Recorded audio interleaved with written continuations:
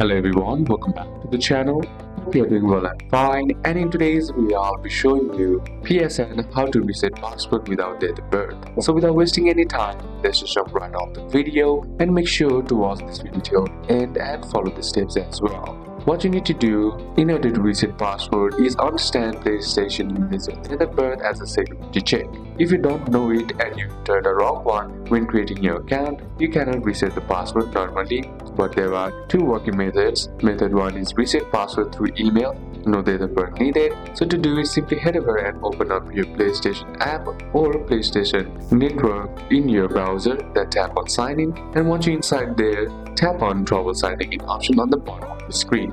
Then once you tap on it, you'll find an option that says I forget my password or can't use my passkey, and under it you find an option that says recover your account. Simply tap on that and that will redirect you to the recover your account page. Now all you gotta do here is enter in your sign-in ID or your email address and then tap on send link. Now once that's done, PlayStation network will send you a reset link. All you gotta do is open up your link, your associated email, and then tap on the link, and that will prompt you to make a new password. Then all you gotta do is make a new password and then simply tap on done, and that's how basically you can reset password without no date of birth required, and this only works if you can still access your email.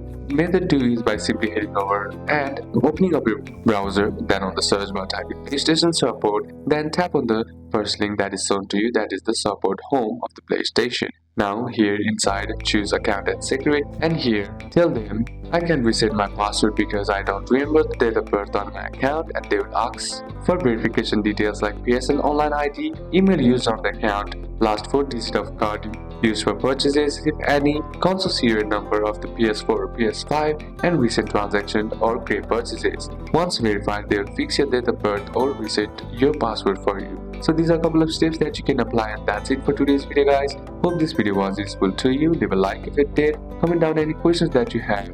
See you soon on the next one.